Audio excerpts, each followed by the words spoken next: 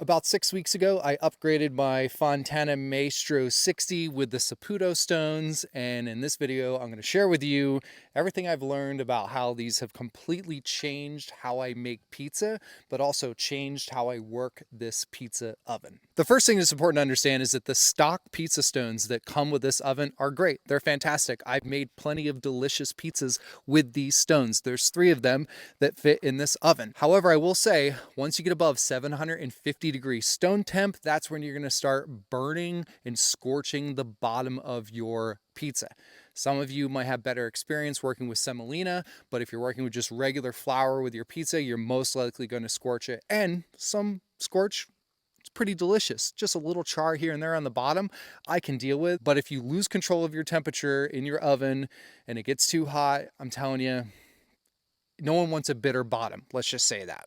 So with that being said, if you have one of these ovens and this is the stone you have, you're in great shape. Just keep your temp below 750, ideally 700. You're better off going for a 2 to 3 minute cook time than just destroying your pie. For about $300, you can upgrade to the Saputo stones. There's 2 of them that fit inside the Maestro 60. Now, these are much more fragile, okay? That's super important to understand. If you're gonna get these are fragile, so don't bang them around. And if you're gonna move the oven like I have a couple times, take these out before you transport it. These are handmade from volcanic rock and clay, and I don't know, let's just put it this way, they're awesome. I don't know the whole backstory. You can check out Fontana's website for that or Google them, but they're phenomenal. And the reason why is you can get these up to like 1,000-degree stone temp without burning or scorching your pizza. It's absolutely insane. There are 2 ways you can go about installing the Saputo stones. The first would be to keep the stock stones in the oven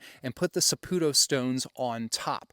Now, the benefit to this is if you like cooking with like cast iron or any type of carbon steel pan or baking in here with a tray or something like that, these stones underneath will give the Saputo stones much more support, so you don't have to worry about putting something heavy on there and having them break. For demonstration purposes only here, I have one of the stock stones and a Saputo on top. So if this is what you do, this is how it would look. You would have that extra height. You can see the insulation. Some of you may or may not have that. Depends on when and where you got your Fontana oven from. It's not required to have. But if you look at that little step you've got in the back there, the stock stone is about 1 inch or more below that little lip right there. Now what that means is if you have the Saputo stone on top of the original stone, that you don't have that gap, that space of heat or that deflector. So the bottom blue part of your flame, regardless on whether it's on high or low, is going to be directly next to whatever you have on the stone, which in this case is going to be pizza for most of you. The problem that I found is that I was actually let's just say giving a little extra char to the edge of my crust. So if you want to cook with pans and cast iron and heavier things, this setup is great. But what I would recommend is for your pizza, stick to a smaller size pie.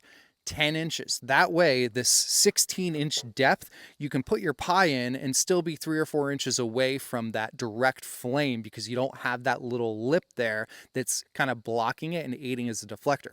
So smaller pie, keep it spinning, you should be good to go. But if you're making pizzas like I'm going for, which is kind of like a Neapolitan New York style hybrid, and I'm sure someone in Italy just rolled in their grave by hearing that, but I'm going for a nice puffy crust with leoparding, but I want a bottom crust that's got minimal to no flop and can hold a little bit more cheese like a New York style would. Because of my dough size, I'm parked all the way up against the flame, and again, I was charring the crap out of my pizza regardless of how many times and how often I moved it. It was still happening no matter what. Now, if you're doing a smaller pie and you want to use this stack method and you don't have that lip that's protecting the edge of your crust there, I would recommend before you even put your pizza in, turn your heat down to low and then use the door and close this so you can set your crust in that first 20 to 30 seconds, and then you can just keep it moving with your peel. And now hopefully you're not burning the sides, you still have the space in the back, you can take advantage of having the dual layer here so you have that extra stability, and you'll end up with some good pizzas. But if you're making a large New York style pie that requires a longer cook time, or you really want that bottom to be crispy, then this setup, even turning it on low, is not for you. So let's just go to the regular single Saputo stone layout in this oven.